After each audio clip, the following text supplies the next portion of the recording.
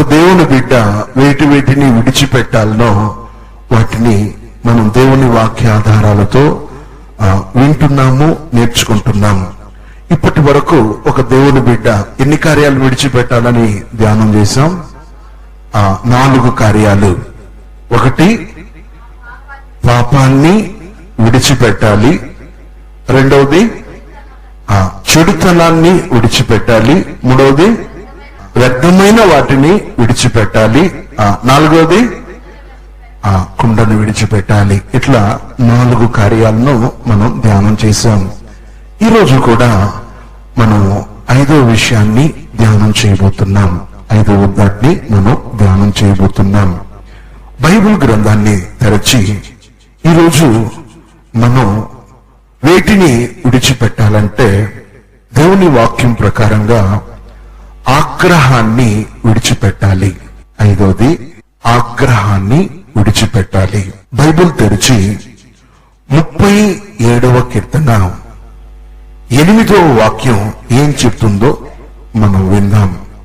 37వ కీర్తన 8వ వాక్యం, కోపము మానుము, ఆగ్రహము విడిచిపెట్టుము. అండర్లైన్ చేసుకోండి. ఆగ్రహము విడిచిపెట్టుము. విడిచిపెట్టుము అని ఉందా? ధరించుకున్నాము అని చెప్పి ఉందా? అండర్లైన్ చేసుకోండి. ఈ వాక్యంలో గమనిస్తున్నప్పుడు దేవుని మాటగా చెప్పబడుతున్న మాట, కోపమును మానుము, ఆగ్రహమును విడిచిపెట్టుము అని చెప్పి క్రింద లైన్లు గమనిస్తే, వ్యసన పడకము, అది నీకు. దేవునికి స్తోత్రం. ఈ 37వ కీర్తన దావీదు చేత రచించబడిన ఒక కీర్తన. ఈ కీర్తనలో ఒక దేవుని బిడ్డకు సంబంధించినటువంటి కొన్ని మంచి సత్యాలను, కొన్ని మంచి విషయాలను ఈ 37వ కీర్తనలో వివరంగా రాయడం గమనించవచ్చు. ఈ వాక్యంలో 8వ వాక్యం ప్రకారంగా కోపమును మానుము, ఆగ్రహాన్ని విడిచిపెట్టు అని చెప్పి చెప్పబడుతుంది. అప్పుడు ఒక దేవుని బిడ్డ తన జీవితంలో ఆగ్రహాన్ని విడిచిపెట్టాలని దేవుని మాట చెప్పబడుతుంది. నేను మిమ్మల్ని చూసి అడిగితే ఆగ్రహము అంటే ఏంటి, కోపం అంటే మీరు చెప్తారు. కోపం అని చెప్పేటప్పుడు కోపం అంటే దేన్ని కోపం అంటాం? సరే బ్రదర్, కోపం అంటే కూడా తెలీదా? కోపం కోపమే అంటారు. సరే, ఆగ్రహమును విడిచిపెట్టుము అని చెప్పి ఉంది. ఆగ్రహము అంటే ఏంటి? ఆగ్రహం అంటే ఆగ్రహమే అంటారు. అట్లా కాదు, ఆగ్రహమును విడిచిపెట్టుము అని చెప్పి ఈ మాట చెప్పబడుతుంది. ఆగ్రహము, కోపం ఎక్కువైపోయేటప్పుడు అని చెప్పి చెప్తున్నారు. ఓకే, ఇంకా మీ అభిప్రాయాలు చెప్పండి. దేవుని వాక్యాన్ని గమనిస్తున్నప్పుడు నేను ఈ భాషలో ఇలా ఉంది, మన తెలుగులో అని చెప్పేసి నేను తమిళ బైబుల్ను ఒకసారి తిరగవేసి చూస్తే అక్కడ ఎట్లా ఉందంటే ఈ మాట రౌద్రాన్ని అని చెప్పే అర్థాన్ని ఇస్తుంది. రౌద్రాన్ని అనే అర్థాన్ని ఇస్తుంది. ఆగ్రహము అనేటువంటి ఆ వర్డ్, ఆ పదానికి ఉగ్రహము అనేది లేకపోతే రౌద్రము అనేటువంటి ఆ యొక్క విషయాన్ని కోట్ చేసి చెప్పడం జరిగింది. ఒక బైబుల్ భక్తుడు చెప్తున్నాడు, ఆయన అభిప్రాయాన్ని మాత్రం చెప్తున్నాడు. 3 సార్లు కంటే అధికంగా కోపం కలిగేటప్పుడే అది ఆగ్రహంగా మారుతుందంట. మళ్ళా నిలిపి చెప్తున్నాను, 3 సార్లు కంటే ఎక్కువగా ఆలోచించినా లేకపోతే సీరియస్ అయినా లేకపోతే వేరే ఏదైనా కల్పించుకునేటప్పుడు 3 times అధికమయ్యేటప్పుడే దాన్ని ఏమంటారంటే ఆగ్రహము అంటారు. దీన్ని తమిళ తర్జుమాలో ఉన్నట్లు ఉగ్రహము అనేటువంటి పదాన్ని ఉగ్రంగా ఉండే విషయంతో కంపేర్ అయి ఉంది. నేను ఈ ఆగ్రహాన్ని గురించి చెప్పడానికి ముందు గమనిస్తే కోపాన్ని గురించి కూడా మనం కొంచెం తెలుసుకోవాలా. ఒక వ్యక్తి తన జీవితంలో కోపం అనేది రాకూడదు. కోపమే ఆగ్రహంగా మారుతుంది. బైబిల్లో ఎఫెసీయులకు రాసిన పత్రిక 4వ అధ్యాయం 26వ వాక్యాన్ని ఇంకా చదివితే, కోపపడుడి కానీ పాపము చేయకుడి అనేటువంటి ఒక మాటను అపోస్తలుడైనటువంటి పౌలు గారు రాస్తున్నారు. చూద్దామా 4వ అధ్యాయం ఓసారి 26వ వాక్యం అనుకుంటున్నాను, అక్కడ కోపపడుడి కానీ పాపము చేయకుడి అని చెప్పి దేవుని మాట చెప్పబడుతుంది. చూద్దామా?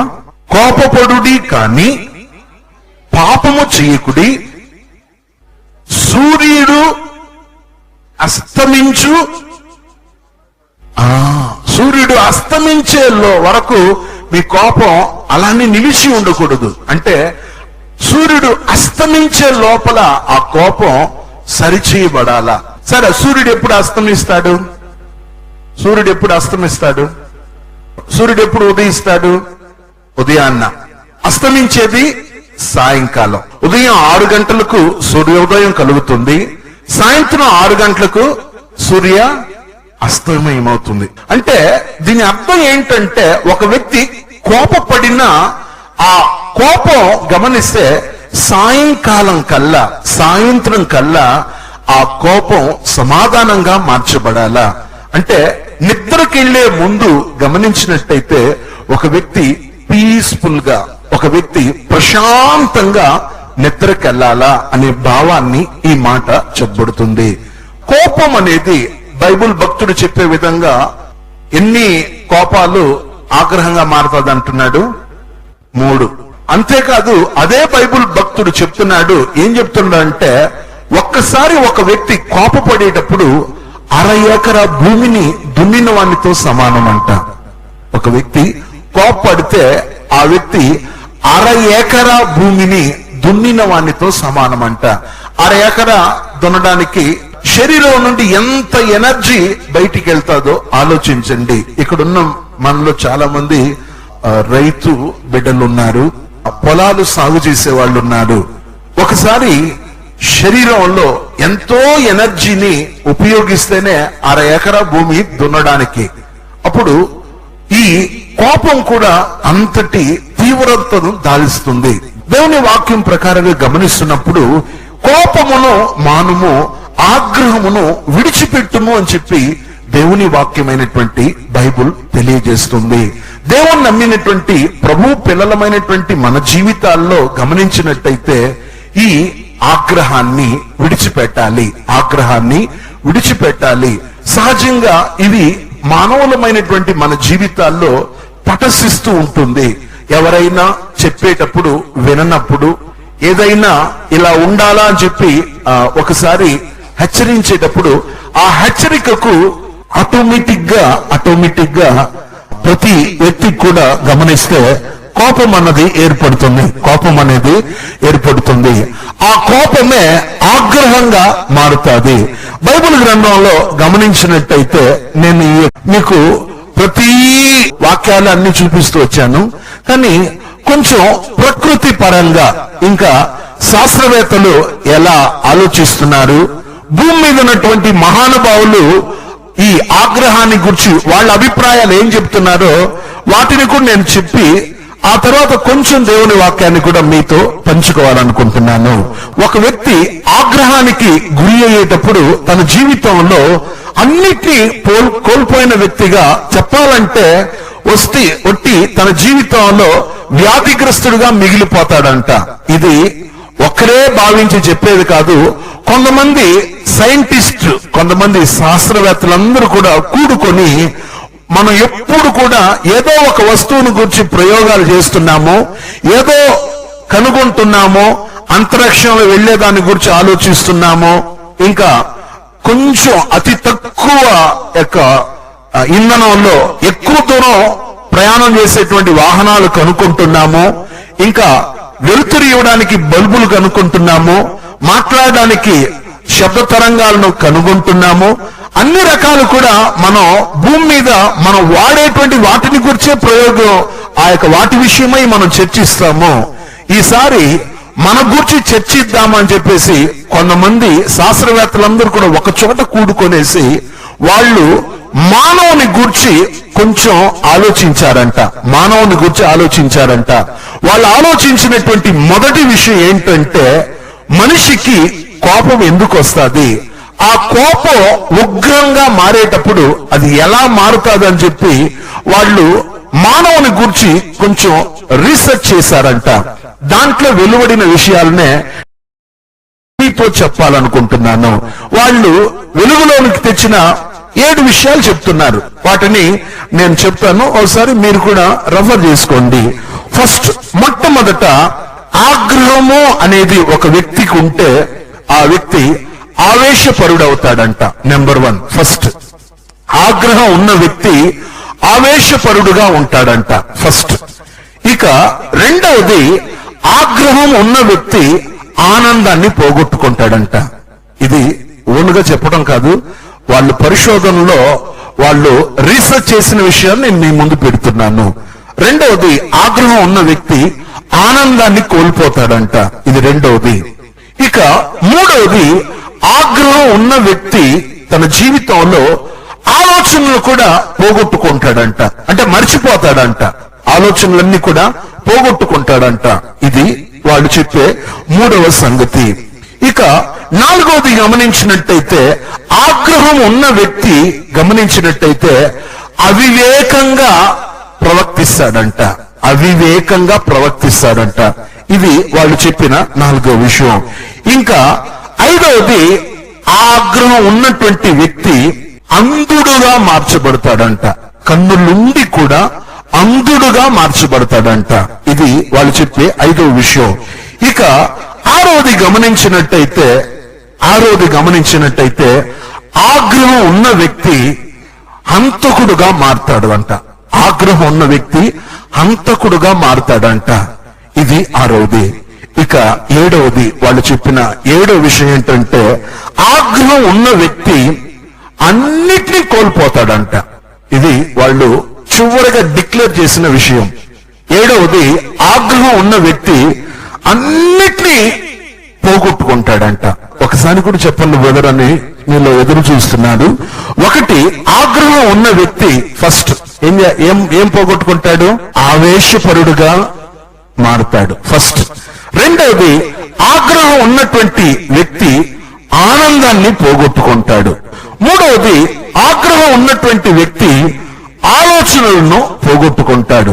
నాలుగవది, ఆగ్రహం ఉన్నటువంటి వ్యక్తి అవివేకిగా మారుతాడు, అవివేకిగా మార్చబడతాడు.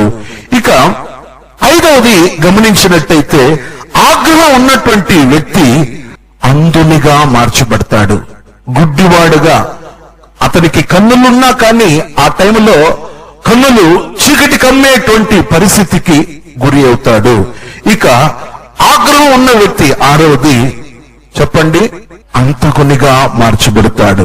ఏడవది, ఆగ్రహం ఉన్న వ్యక్తి గమనిస్తే అన్నిటినీ పోగొట్టుకుంటాడు. అది ఆస్తి కావచ్చు, ఒకవేళ పరపతి కావచ్చు, పలుకుబడి కావచ్చు, తనకున్న అన్నిటినీ కూడా ఆ వ్యక్తి కోల్పోయే స్థితికి మారుతుంది. ఇన్ని కార్యాలను పోగొట్టుకునేటువంటి ఈ ఆగ్రహాన్ని దేవుని నమ్మిన పిల్లలమైనటువంటి మనం కూడా విడిచిపెట్టాలని మనం ఈ రాత్రి తీర్మానం చేసుకోవాలా. చూడండి, ఈ దేవుని వాక్యం ప్రకారంగా గమనిస్తున్నప్పుడు కూడా ఇవన్నీ కూడా వాక్యంతో కంపేర్ చేసుకొని గమనించగలిగితే బైబిల్లో ఒక్కొక్కరి యొక్క జీవితాల్లో ఇవన్నీ కూడా కనబడుతూ వచ్చింది. నేను ఎందుకు ఇవి చెప్పానంటే, మీరు ఇక ఇంటికి వెళ్ళినా లేకపోతే ఎప్పుడైనా ఖాళీగా ఒంటరిగా ఉన్నప్పుడు బైబిల్లో వీటికి సంబంధించిన ఏదైనా ఆనవాళ్లు ఉన్నాయా అని చెప్పి ఆలోచిస్తే బైబిల్ గ్రంథంలో అన్నిటికీ ప్రతి దానికి ఒక్కొక్క రెఫరెన్స్ కనిపిస్తాయి. మీరు వెతుకుతారని, మీరు కనుగొంటారని, మీరే తెలుసుకుంటారని నేను వాటిని గురించి బైబిల్లో ఉన్న విషయాలు నేను చెప్పట్లేదు. కానీ ఒక విషయాన్ని మనం విడిచిపెట్టవలసింది కంపల్సరిగా ఏంటంటే, మన జీవితంలో ఆగ్రహాన్ని విడిచిపెట్టాలి. ఆగ్రహం ఉన్నటువంటి వ్యక్తి దేవుణ్ణి ఎక్కువగా స్తుతించలేడు. పరిశీలన చేయగలిగితే చాలా మంది యొక్క జీవితాల్లో ఆగ్రహం అనేది రావటం వల్ల వాళ్ళు ఇంకా వాళ్లతో ఉన్నటువంటి వారికి వాళ్ళ యొక్క ఆత్మీయ జీవితానికి చాలా లోటు అనేది ఏర్పడింది. బైబిల్ గ్రంథంలో నేను ఒక వ్యక్తిని గురించి మీ ముందు పెట్టాలనుకుంటున్నాను. ఆ వ్యక్తి పేరును గురించి బైబిల్లో హేరోదు అని చెప్పి ఆ వ్యక్తి పేరు బైబిల్లో చెప్పబడుతుంది. ఈ హేరోదు జీవితంలో గమనించినట్టయితే మత్తయి సువార్త 2వ అధ్యాయం 16వ వాక్యంలో గమనిస్తే ఆ వ్యక్తి కూడా ఉన్నట్లుండి ఒకరోజు ఆగ్రహం పెరిగింది. ఒకసారి చూడండి, మత్తయి సువార్త 2:16గా చదవగలిగితే అక్కడ దేవుని మాట ఇలా రాయబడి ఉంది. చూద్దామా? మత్తయి సువార్త 2వ అధ్యాయం 16వ వాక్యం. ఆ జ్ఞానులు తన్ను అసహించిరి అని హేరోదు గ్రహించి బహు ఆగ్రహము తెచ్చుకొని, ఆగ్రహం ఉన్నట్లుండి రేస్ అయింది. ఎందుకంటే ఆ తూర్పు దేశపు జ్ఞానులు బాలుడైనటువంటి యేసయ్య బెత్లెహేములో జన్మించిన సందర్భంలో ఈ జ్ఞానులు యెరూషలేముకు వచ్చారు. యెరూషలేముకు వచ్చినప్పుడు, అయ్యా మేము తూర్పు దేశం నుండి ఆకాశంలో వెలసిన నక్షత్రాన్ని చూసి ఎవరో కారణం మహానుభావుడు పుట్టాడని ఇక్కడికి వచ్చాము అని చెప్పినప్పుడు ఈ హేరోదు కూడా ఏం చేశారు తెలుసా? అవునా, అట్లయితే మీరు ఫస్ట్ వెళ్ళేసి ఆ వ్యక్తిని, కారణభూతుని తరించి మీరు నా దగ్గరకు వచ్చి ఎక్కడ పుట్టాడు, ఎలా పుట్టాడు, ఆ వ్యక్తిని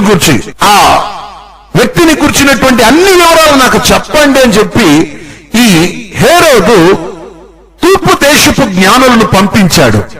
ఈ తూర్పు దేశపు జ్ఞానులు వాళ్ళు వెళ్లి బాలుడైనటువంటి యేసయ్యను వాళ్ళు దర్శించి వాళ్ళ దగ్గర ఉన్నటువంటి కానుకలను కూడా బాలుడైనటువంటి యేసయ్యకు అర్పించారు.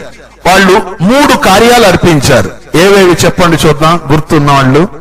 Very good. 1 బోలము, 2 సామ్రాణి, 3వది బంగారం. 3టిని వాళ్ళు అర్పించారు. అర్పించి వాళ్ళు ఇంకా సరే హేరోదు చెప్పాడు కదా, మనం వెళ్లి హేరోదుకు వార్త చెప్పేసి వెళ్దామని చెప్తే వెంటనే దేవదూతలు కనిపించి చెప్పారు, మీరు హేరోదు దగ్గరకు వెళ్ళబాకండి, మీరు వచ్చిన దారి వెళ్లకుండా వేరే దారిలో వెళ్ళిపోండి. వాళ్ళు వెళ్ళిన దారి ఏ దారి? వాళ్ళు వెళ్ళింది ఎక్కడున్నాడు, ఎటు వెళ్ళారు?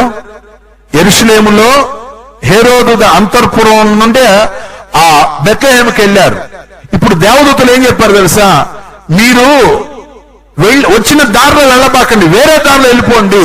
ఎందుకంటే హేరోదు ఆ బిడ్డ మీద కంకణం కట్టుకున్నాడు, చంపడానికి ఉన్నాడు అని చెప్పేసి దేవదూతలు చెప్పారు, మీరు వెళ్ళిన దారిలో వెళ్ళబాకండి, మీరు వేరే దారిలో వెళ్ళిపోండి అని చెప్పేసి దేవదూతల ద్వారా ఈ జ్ఞానులకు ఆదేశం పంపడం జరిగింది. చూడండి, ఒకసారి ఆ వాక్యాన్ని మీకు చెప్పిన తర్వాత చెప్తేనే మీకు అర్థమవుతుంది. ఒకసారి మత్తయి సువార్తలో 2వ అధ్యాయంలో మనం చదువుతున్నప్పుడు అక్కడ దేవదూతలు ఆ యొక్క జ్ఞానులకు చెప్పిన మాట ఏంటో తెలుసా? చూడండి, 12వ వాక్యం. చూడండి, తరువాత హేరోదు నద్దకు వెళ్ళవద్దని స్వప్నమందు దేవుని చేత బోధింపబడిన వారై వారు వచ్చిన మార్గంలో కాకుండా మరి యొక్క మార్గమున తమ దేశాలకు రిటర్న్ బ్యాక్ అయ్యారు, వేరే దారిలో వెళ్ళిపోయారు. అంటే ఫస్ట్ ఏమో వాళ్ళు హేరోదు దగ్గరకు వెళ్ళి అన్ని విషయాలు దర్శించే వెళ్ళారు. కానీ ఇప్పుడు దేవుని చేత వాళ్ళు ఆదేశం పొందుకున్నది ఏంటంటే, మీరు హేరోదు దగ్గరకు వెళ్ళబాకండి అని చెప్పి దేవుడే వారిని వేరే దారిలో పంపించాడు. అప్పుడు వీళ్ళు వేరే దారిలో వెళ్ళిపోతే హేరోదుకు కోపం వచ్చింది. ఈ జ్ఞానులు వెళ్ళారు, పోయి 2-3 రోజులు అయిపోయింది, వార్త చెప్పి వస్తాము, అన్ని విషయాలు కనుక్కొని వస్తామని చెప్పి వెళ్ళారే, వీళ్ళు ఎటు వెళ్ళారో అని చెప్పేసి ఈ టైంలోనే హేరోదు కోపం వచ్చింది. ఇక్కడ నుండి కొంచెం జాగ్రత్తగా వినండి. హేరోదు కఠినాత్ముడంట. హేరోదు వచ్చి చాలా క్రూరుడు. హేరోదు ఎవరంటే క్రూరుడు. ఒక వ్యక్తి చెప్తున్నాడు హేరోదును గురించి. సీజర్ అగస్టిన్ అనేటువంటి ఒక గొప్ప మహానుభావుడు చెప్పే మాట ఏంటో తెలుసా? హేరోదు వచ్చి తన కన్న బిడ్డలు కూడా నమ్మేవాడు కాదంట. హేరోదు వచ్చి ఎంత దుర్మార్గుడు అంటే కన్న కొడుకును కూడా నమ్మేవాడు కాదంట. ఎందుకంటే ఎప్పుడు కూడా నా కొడుకు పెద్దవాడై నాకు బదులుగా వాడు రాజు అయిపోతాడేమో, నన్ను చంపేసి వాడు రాజ్య పరిపాలనకు వస్తాడేమో అని చెప్పేసి కన్న బిడ్డను కూడా నమ్మేవాడు కాదంట. అందుకే సీజర్ అగస్టిన్ అనేటువంటి వ్యక్తి చెప్పే మాటలు ఎట్లా ఉన్నాయంటే, హేరోదు రాజుకు కొడుకుగా పుట్టడం కంటే ఆ వ్యక్తి యొక్క తోటలో లేకపోతే ఆ సరౌండింగ్ లో పంది పిల్లగా పుట్టడమే మేలు అని చెప్తున్నాడు. సీజర్ అగస్టిన్ ఏం చెప్తున్నాడంటే, హేరోదు రాజుకు కొడుకుగా పుట్టడం కంటే ఆ ఇంటి దగ్గర లేకపోతే అతని యొక్క పరిశ్రమ ప్రాంతాల్లో పంది యొక్క పిల్లగా పుట్టడం, పంది బిడ్డగా పుట్టడమే మేలు అని చెప్తున్నాడు. ఎందుకు అలా చెప్తున్నాడంటే, హేరోదు చాలా కఠినాత్ముడు, నమ్మేవాడు కాదు. అలాంటి వ్యక్తికి బిడ్డగా పుట్టకూడదు, కొడుకుగా పుట్టకూడదు అని చెప్పి ఆ వ్యక్తి చెప్తున్నాడు. ఎందుకంటే ఈ వ్యక్తి ఎవరిని నమ్మేవాడు కాదు, ఈ హేరోదు. ఇలాంటి ఈ హేరోదు ఉన్నట్లుండి ఆగ్రహం తెచ్చుకున్నాడు. ఎందుకు అతని ఆగ్రహం అంటే, ఈ జ్ఞానులు పోయి అన్ని విషయాలు కనుక్కొని వస్తామన్నారు కానీ కనుక్కొని రాలేకపోయినారే అని చెప్పేసి కోపం వచ్చేసి వెంటనే ఏం చేశారు తెలుసా? ఓ శాస్త్రులారా, నా ఆస్థానంలో ఉన్నటువంటి కవులారా, నా అధికారంలో ఉన్నటువంటి సహస్రాధిపతులారా, మీ అందరికీ నేను ఆదేశం ఇస్తున్నాను. మన యొక్క చుట్టు ప్రాంతంలో మగ పిల్లలు ఎవరెవరు పుట్టారో 2 ఈడు కలిగిన వాళ్ళు, 2 వయసు ఉన్నటువంటి వారందరినీ చంపేసేయండి అని చెప్పేసి శాసనం విధించాడంట. బైబుల్ ఆ యొక్క పండితులు చెప్తున్నారు, హేరోదుకు వచ్చిన ఆగ్రహాన్ని బట్టి ఆ ఒక్క రోజు మాత్రం 180 మంది మగపిల్లలు చంపివేయబడ్డారంట. 180 మంది మగపిల్లలు ఆ వ్యక్తికి వచ్చిన ఆగ్రహాన్ని బట్టి ఒకే దినమందు, ఒకే రోజు 180 మంది పిల్లలను చంపేశారు. ఎందుకు పిల్లలను చంపేశాడు ఈ హేరోదు? ఈ జ్ఞానులు అక్కడికి వెళ్ళారు, యేసు ప్రభువుని గురించి వాళ్ళు ఏ వార్త చెప్పలేదే, ఇక నేను నా టైప్ లో ట్రీట్మెంట్ ఇస్తానని చెప్పేసి ఈ వ్యక్తి ఆగ్రహం వలన ఆ ఒక్కరోజు మాత్రం 180 మంది చచ్చిపోయారు. చిన్న చిన్న పిల్లలు. ఆలోచించండి. అప్పుడు ఒక్కసారి యోచించవలసిన విషయం ఏంటంటే, ఆగ్రహం అనేది ఏం చేసింది? ఇక్కడ ఆగ్రహం ఏం చేసింది చెప్పండి? అంతమంది బలి అవ్వడానికి హేతువుగా మారింది. ఇప్పుడు మళ్ళా 2వ అధ్యాయం 16వ వాక్యం చదువుగా విందాం. 2వ అధ్యాయం 16వ వాక్యం, 2:16. ఆ జ్ఞానులు తన్ను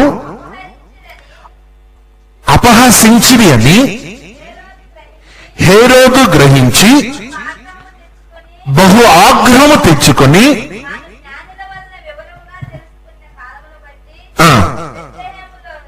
బెత్లెహేములోను దాని సకల ప్రాంతములోను 2 సంవత్సరములు మొదలుకొని తక్కువ వయసు గల మగపిల్లలందరినీ వధించను. వీళ్ళు ఎంతమంది అంటే 180 మంది అని చెప్పి బైబిల్ పండితులు అభిప్రాయపడుతున్నారు. ఆ రోజు హేరోదు చంపిన ఆ చిన్న పసిపిల్ల లెక్క ఆ యొక్క సమాధులు ఇప్పటికి కూడా 14 సమాధి ఇప్పటికీ అలానే చెక్కు చెదరకుండా ఉందంట.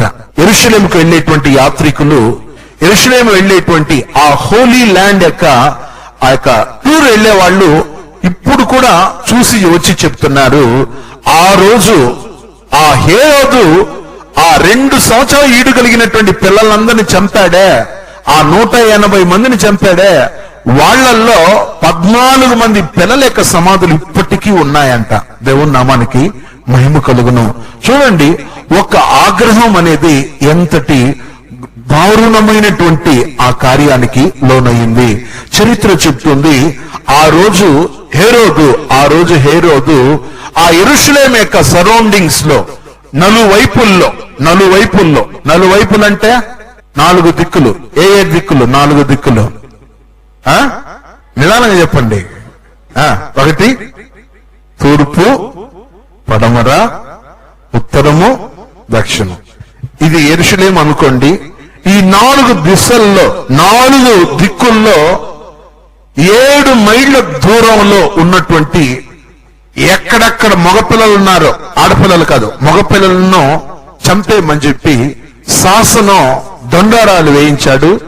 వెళ్ళి నిలువున ఇంటికి వెళ్ళడం, 2 సంవత్సరాలు లోపు ఉన్న పిల్లలందరినీ హతమార్చేయడం, పడేయడం. ఇలా ఆ ఒక్కరోజే ఇలా జరిగింది. చూడండి, ఈ వ్యక్తి యొక్క ఆగ్రహం ఎంతటి దారుణానికి దారి తీసింది. దేవుని బిడ్డలారా, మన జీవితంలో ఈ హేరోదుకు ఉండినటువంటి ఆగ్రహం మన జీవితంలో ఉండకూడదు.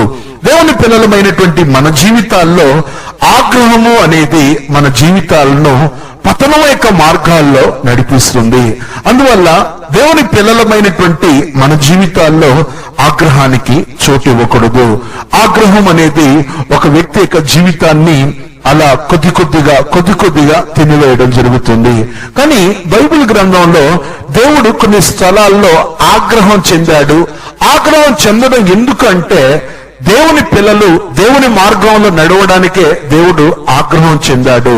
బైబిల్ గ్రంథంలో పాపం ఎవరైతే చేశారో వాళ్ళను దేవుడు సరైన మార్గంలో పెట్టడానికి దేవుడు ఆగ్రహం చెందినట్లు బైబిల్లో ఉంది.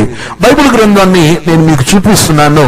2వ దినవృత్తాంతముల గ్రంథం 6:36 వాక్యంగా చదవగలిగితే అక్కడ దేవుని వాక్యంలో గమనిస్తున్నప్పుడు ఒకసారి చూడండి.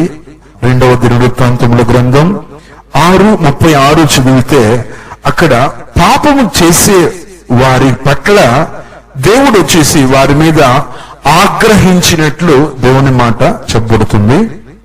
2వ దినవృత్తాంతములు 6:36. పాపము చేయని వాడెవడునూ లేడు, కనుక వాడు నీ దృష్టి ఎదుట పాపము చేసినప్పుడు నీవు వారి మీద ఆగ్రహించి. ఇశ్రాయేలీయులైనటువంటి తన ప్రజలు దారి తప్పిపోయి దారి దెన్ను తెలియని స్థితుల్లో వాళ్ళు ఇష్టానికి వాళ్ళు ప్రవర్తించినప్పుడు దేవుడు ఆ సమయంలో వాళ్ళ మీద ఆగ్రహించాడు, ఆగ్రహాన్ని చూపించాడు. ఎందుకంటే వాళ్ళు తాము చేసేది తప్పు అని తెలుసుకోవాలన్న ఉద్దేశంతో దేవుడు ఆగ్రహం చెందాడు.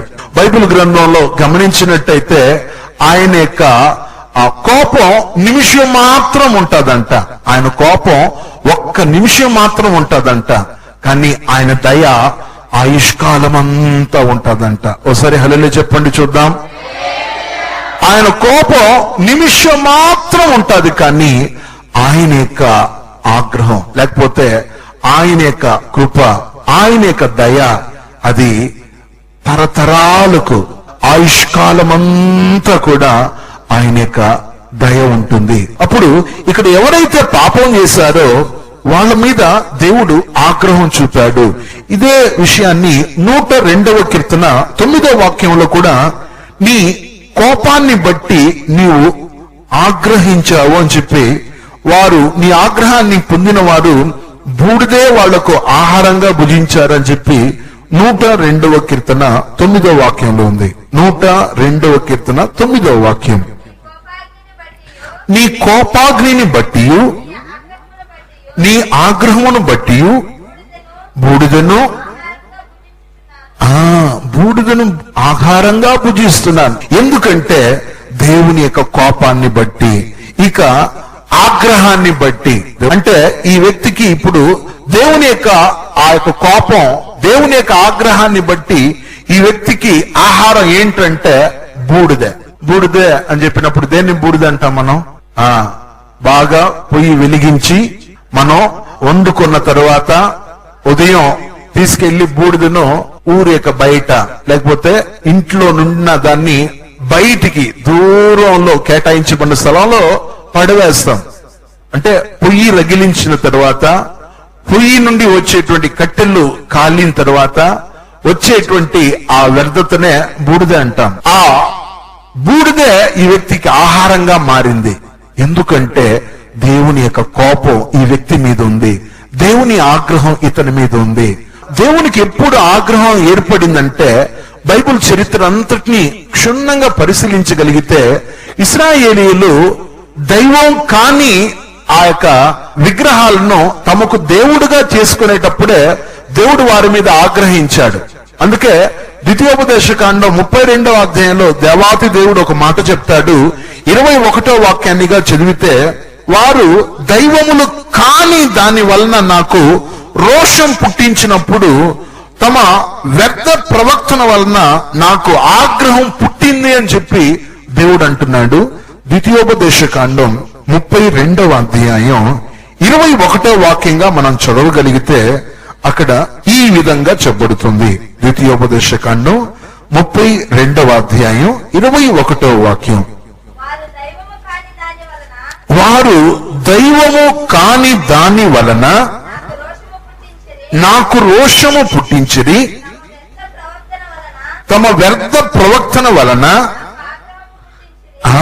నాకు ఆగ్రహం పుట్టించిరి. దేవునికి ఎందుకు వారి మీద ఆగ్రహం వచ్చిందంటే, వాళ్ళు దైవం కాని, దేవుడు కాని వాటిని తమకు దేవుడుగా వాళ్ళు భావించారు ఇశ్రాయేలీయులు. అందువల్ల మన మీద దేవునికి ఎప్పుడు ఆగ్రహం వస్తుందంటే, మనం దేవుణ్ణి ఆరాధించడానికి బదులు, దేవుణ్ణి స్తుతించడానికి బదులు, దేవుణ్ణి కొనియాడడానికి బదులు మనం దేవుణ్ణి పక్కన పెట్టేసి మనం దేవుడు కాని వాటిని మనం దేవుని స్థానంలో పెట్టుకునేటప్పుడు దేవునికి ఆగ్రహం వస్తుంది. అందువల్ల దేవుని బిడ్డలారా, మనం దేవుణ్ణే ప్రేమించాలని దేవుడు కోరుతున్నాడు. దేవుణ్ణి మాత్రమే మనం సేవించాలా, దేవునికి మాత్రం మనం మహిమ చెల్లించాలా. మీరు ఎలా అనుకుంటారో తెలియదు, కానీ దేవుడు మాత్రం ఆయనకు చెందవలసిన స్తుతి చెల్లించకపోతే, ఆయనకు చెందవలసిన వాటిని ఆయనకు చెందనీయకపోతే మన మీద దేవునికి ఎప్పుడు ఆగ్రహం ఉంటుంది. అందువల్ల దేవుని ఆగ్రహం చల్లారాలంటే మనం ఏం చేయాలంటే వెంటనే దేవుని సన్నిధిని గణపరచాల. నేను నేర్చుకున్న విషయాలు ఏంటంటే, దేవునికి కంటే ఎక్కువగా మనం దేన్నైనా ఇష్టపడినా లేకపోతే ఆయన్ను ప్రథమ స్థానంలో పెట్టుకోకపోతే దేవుడు ఓర్చుకోలేడు, దేవుడు సహించలేడు. వెంటనే దాన్ని మనకు దూరం చేస్తాడు,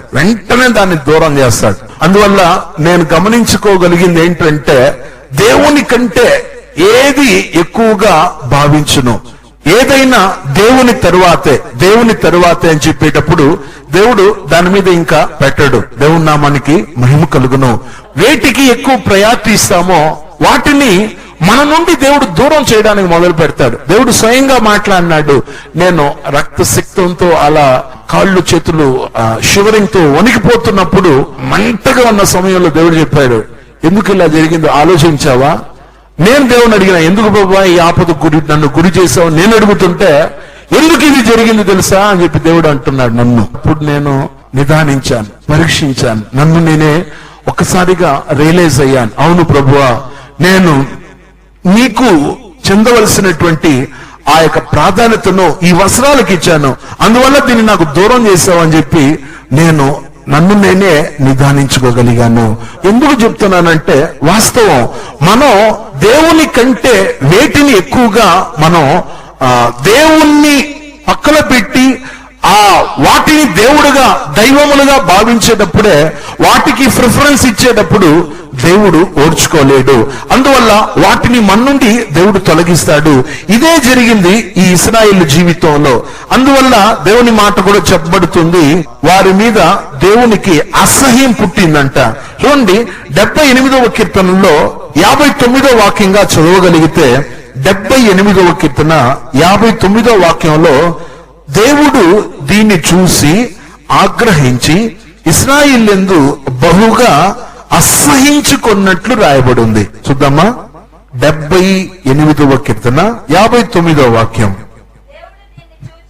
దేవుడు దీనిని చూచి ఆగ్రహించి ఇశ్రాయేలునందు బహుగా అసహించుకున్నాడు. ఎందుకంటే ఓర్చుకోలేని ఆ యొక్క క్రియలు ఇశ్రాయేలీయులు చేశారు. అందుకే దేవునికి కోపం కలిగింది.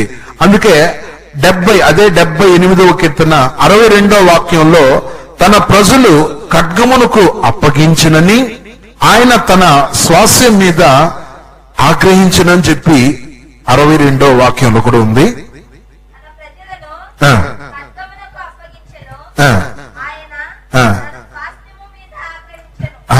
చూడండి, ఎందుకంటే దేవుని యొక్క ప్రజలు వచ్చి మనమే ఆయనకు స్వాస్యం. అందువల్ల మనలను దేవుడు వదిలిపెట్టాడు. మనలను ఆపదలకు గురి చేసినా, మనలను ఏ స్థితిలోనైనా మనల్ని తీసుకెళ్లి మనకు ఒక గుణపాఠాన్ని నేర్పిస్తాడు. ఒకవేళ నేనైనా పెద్ద యోగ్యం కాదు, మీరైనా పెద్ద యోగ్యం కాదు. దేవునికి మనం దూరం అయ్యేటప్పుడు ఏం చేస్తాడంటే మంచం మీద పడుకోబెట్టైనా మన చేత స్తుతి చేయించుకుంటాడు. స్తుతి మనం చేసేటట్లు చేస్తాడు. అమ్మో, నాయనో, దేవా, ప్రభువా అని చెప్పి మూలుగుతా ఉన్నా కానీ, ఇదిగో నాకు నువ్వు దూరం అయ్యావు, ఇదిగో నాకు నువ్వు బాకీ ఉన్నావు, ఇదిగో ఆ బాకీ ఇది ఏమైంది, ఆ బాకీగా మారి ఏమైంది, బాకీగా వడ్డీ, ఆ వడ్డీ చక్కెర వడ్డీ, ఆ చక్కెర వడ్డీ బారు వడ్డీ. ఇంకెన్ని వడ్లు ఉన్నాయో మీరే లెక్క పెట్టుకోండి. అన్ని నాకు మొత్తం నాకు చెల్లని చూడండి. అప్పు చేసి మనం అప్పు ఎవరి దగ్గర తీసుకున్నాం అనుకోండి, ఒకరి దగ్గర అప్పు తీసుకున్నాం, వాళ్ళు దీనికి ఇంట్రెస్ట్ ఇంత అంటున్నారు. ఎంత ఇక్కడ ఇంట్రెస్ట్? ఎందుకు బ్రదర్ అయ్యింది మీకు? దేవుని కృపను బట్టి ఎక్కడ అప్పు తీసుకోలేదు ఇప్పటి వరకు. దేవునికి స్తోత్రం. ఇంకెప్పుడు కూడా తీసుకోవాలని నమ్ముతున్నాను. ఎంత? 2 రూపీస్, 2 రూపాయలా? సరే, తీసుకున్నాం అనుకోండి. ఓ 10,000 రూపాయలు తెచ్చుకున్నాం. 10,000కి ఎంత? 10,000కి ఎంత చెప్పండి? 200. సరే, తీసుకొని ఒక 5 ఏళ్ళు అయిపోయింది అనుకోండి. 5 ఏళ్ళు అయిపోయింది. ఇప్పుడు మనకు బదిలీ ఆ యొక్క వడ్డీ ఇచ్చినటువంటి వాళ్ళు అసలు ఇవ్వాలా, అదే సమయంలో వడ్డీ కూడా ఇవ్వాలా. మన వల్ల కట్టడానికి లేకపోవటం వల్ల చాలా రోజులు అలానే ఉండిపోయాం. మొదటి సంవత్సరం, 2వ సంవత్సరం, 3వ సంవత్సరం అయిపోయింది, 4వ సంవత్సరం కూడా పెట్టింది, 5 కూడా పెట్టింది. వాళ్ళు వడ్డీతో అన్ని తీసుకుంటారా? తీసుకుంటారు. దేవునికి స్తోత్రం. దయా దాక్షణ్యమే లేదు. ఇంకా విమానంలో అన్ని ఇవ్వాల్సిందే అంటారు. అట్లా మనుషులే తమ డబ్బు మీద అంత హక్కు చూపిస్తే, దేవుడు మన మీద ఎంత హక్కు చూపిస్తా తెలుసా? నా బిడ్డ, నువ్వు ఇన్ని ఆదివారాలు నా దగ్గరకు రాలేదు, నిన్ను వదిలిపెట్టనా అంటాడు.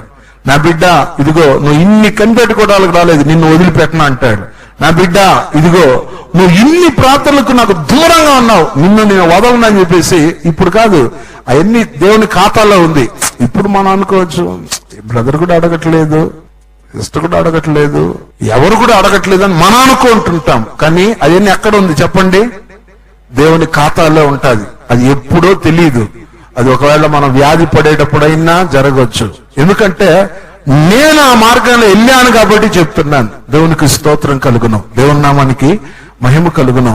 మదనపల్లి అనే స్థలంలో చాలా సేవ ఎక్కువ ఆ ప్రాంతంలో.